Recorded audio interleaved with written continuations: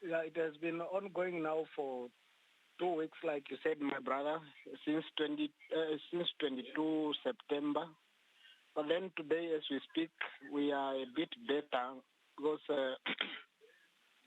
we haven't received a report today, but we still have the staff members of NDF and the joint staff members from Environment and Ministry of Agriculture on site. So they are just there to make sure that everything is contained. But for today, we haven't received any report. But as you may be aware, this fire, you cannot say it is gone, because remember, when the fire burned, it did not only burn the grasses, it also burned the trees and so on. And now the coals and sort of, there are those remaining trees that are not completely off. So if wind erupts, you will learn that the fire will still resurface again, and it is being spread by wind, because mostly that area is receiving high wind all the time. One of the most affected by the recent fires, what is the extent of the damage caused in terms of vegetation and livestock, if any? Actually, the ecosystem has been disturbed, and the environment itself is no longer good naturally like we used to see it, because like I said, not only the grasses which is burnt, everything on the ground is burnt, including trees. So we used to, like this time already, we used to have green, trees starting emerging with new leaves and sort of, but everything now has been burnt to ash. We only have few trees that looks alive, but most of them, they are burnt. So, and when it comes, and that is now in terms of vegetation, and you see when it comes to the wildlife, especially your rabbit and all other animals that are living in the bush, most of them have shifted to other places where it doesn't, where it did not burn. So, and when it comes to goat and the sheep, we have 2 or 3 farmers that are always coming to report to say, no, I have lost my 17 sheep, and some are saying their cattle are burnt. I have seen one who was saying one cattle is dead, and there are those who were burnt but not died yet. Now, what was the actions taken by the regional office when the news broke out, or rather when we got the news that the part of your region was, of course, under fire with what has been seen? And what are some of the plans there for the future, some of the future disasters that might come, of course, when these cases arise? What are some of the plans when such cases arise in the future? Yeah, thank you very much, my brother. The region is still busy. We are still on the site to deal with the fire, because, like I said, we cannot really say the fire is completely gone, because you will again find us, or I will again find you coming back to me again to report on that. We are still busy with those, and we were taken through we were airlifted to see from the above, to see what has been damaged, and also our staffs are on the ground again just to make sure that we capture all the details of what has damaged, and after all, we will then have recommendation of what we should propose to be done. And in future, we will, together with our central government, we will look into an issues of dealing with an issue of clearing our cut line as early as March, or as soon as the rain has stopped, we have to clear our cut line, and we have to widen them, because now they are so small, so fire can jump from the other side of the cut line or of the road to the other one. But we need to expand them. We have to create new ones, and that is now for next year only. So we need to really expand on cut line. And the other thing, we will again have, maybe we will also be in need of installing more boreholes so that even if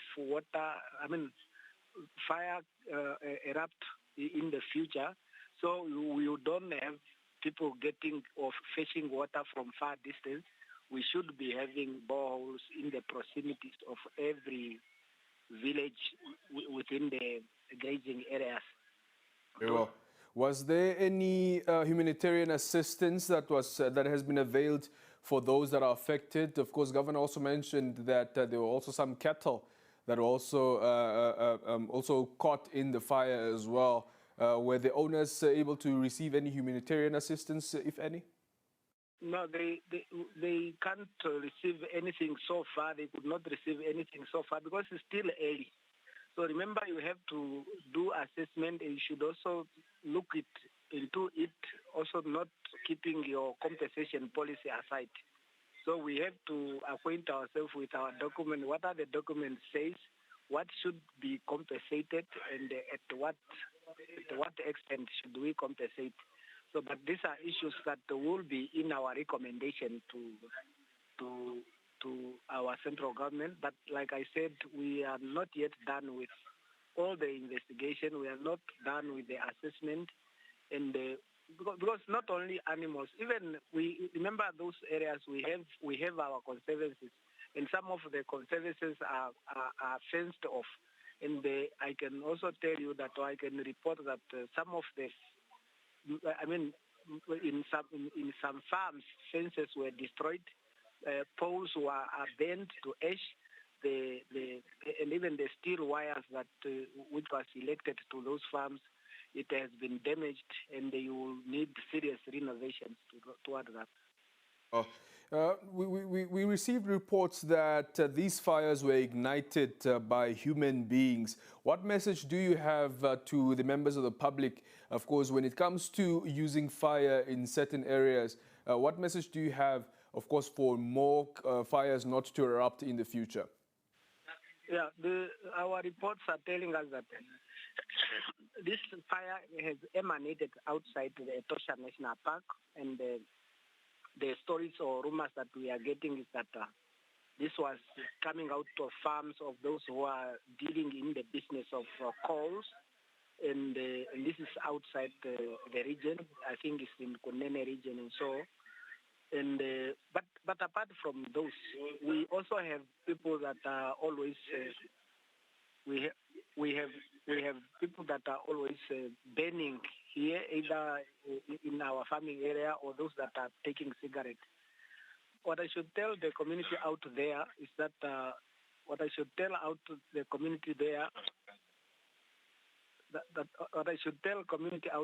that this is the only grazing areas that we have in the area, and we should keep it safe all the times.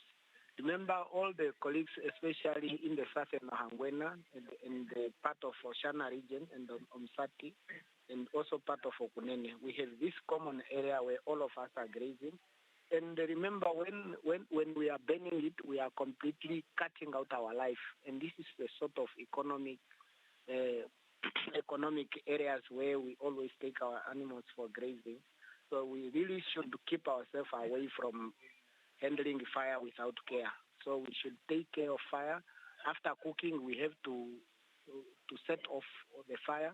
And after doing everything, fire should really be cleared out.